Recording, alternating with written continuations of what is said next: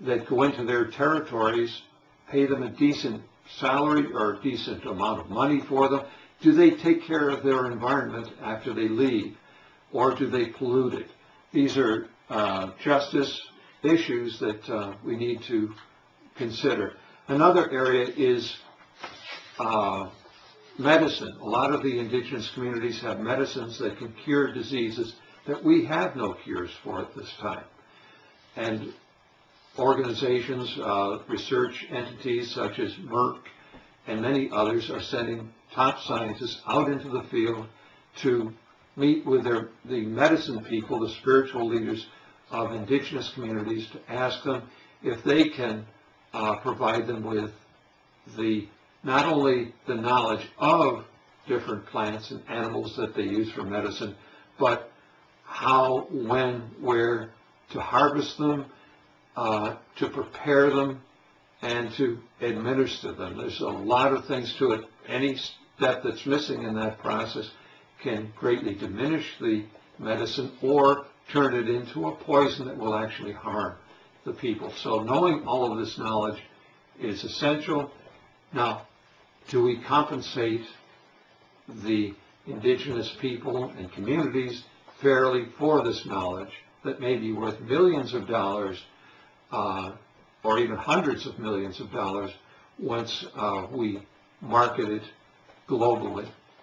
So we need to be fair, we need to be equitable in rewarding the indigenous people for the knowledge that they provide us, and rural people also.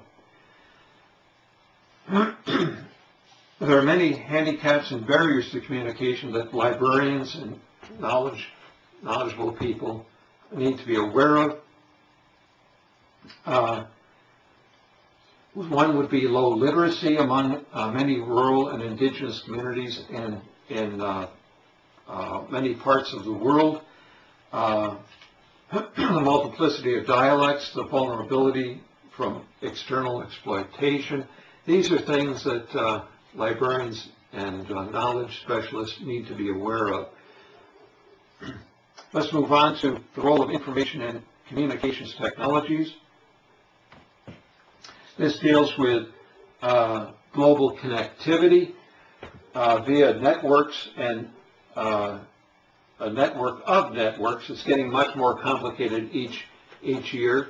Not only do we have networks, but we have networks of networks, and we have real and virtual areas that we're dealing with now. As we go on, we're developing more and more interesting, exciting technologies that we need to keep up with as information specialists. One area that indigenous people and rural people seem to be getting involved in, we notice it here in our own community among the Ojibwe people, is social networking. Well, as a researcher and somebody who likes to deal with history and also in information technology, I would like the internet to be used primarily for those of us in the research field. But social networking seems to be what a lot of people find more useful aspect of the internet. And while I may personally find that a little bit difficult, I think as a librarian, I need to be able to facilitate that so that they can, so that various users can find more about their family and friends in other parts of the world as people begin to disperse and migrate from one area to another. The next area is the internet, but I think most of us are pretty knowledgeable about the internet at the present time, so I think we can skip over that quickly. I would like to briefly mention the UNESCO project, which is entitled the Intercultural Dialogue and Diversity, Developing Communication Capacities. This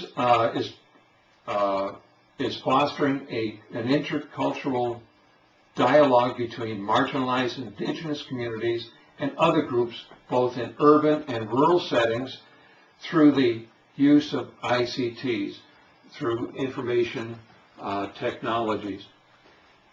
We have in our paper, we've got a website that you can contact to find resources that they can provide, perhaps provide for you and your particular libraries and your particular communities. Again, the UNESCO project. Two relatively new items to many communities are the wireless technology and cell phone use. When these arrive in many rural and indigenous communities, they find very fresh, new, creative ways to use this technology, and it's benefited them a great deal, both in terms of gathering information and as far as their economic positions. In some communities, the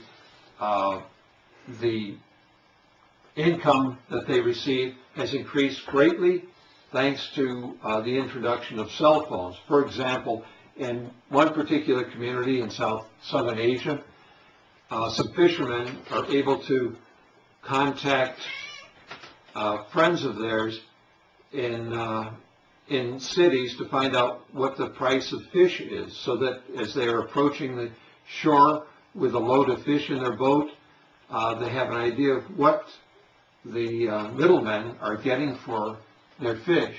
For example, if he meets the middleman on the beach who offers him 10 cents a pound for his fish, but he finds out that actually they're getting $1 a pound in the city, he may say, well, wait a minute, wouldn't it be fair if you paid me 50 cents for the fish per pound rather than 10 cents? And by doing this, a lot of these communities are able to feed their own families better, clothe them, and house them, and have experienced more prosperity. One other thing that the Internet has provided, and this information technology, is an opportunity for many rural and indigenous communities to express themselves to a larger audience. Very often they either want people to know where they are so that they can come and visit and buy some of their items, or they have a problem that they face with a local concern or with a regional or national or international threat to them that they want to get out to the general public. And the information technology, the Internet, has enabled them to reach many areas. We have many examples of that in the United States, such as the Shoshone, the Western Shoshone, that have reached out and communicated some of their problems with other people, and people from around the world have been able to write letters or make telephone calls to give them support and protect them, their land, and their resources. Very briefly, we're coming toward the end. We have data collection and information dissemination. One of our big roles as knowledge managers is to gather knowledge from not just our local community, but we can do it globally through information technology, and also organize that and then disseminate that knowledge to other people. So technology has enabled us to do this faster, better, and more accurately, and serve the needs of our particular clientele, our constituents in our communities. I've experienced that a great deal. A good example of that is my relationship with Dr. Neelameghan.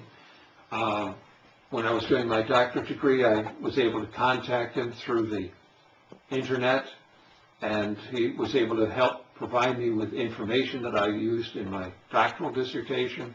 And since then, we've been able to communicate and share information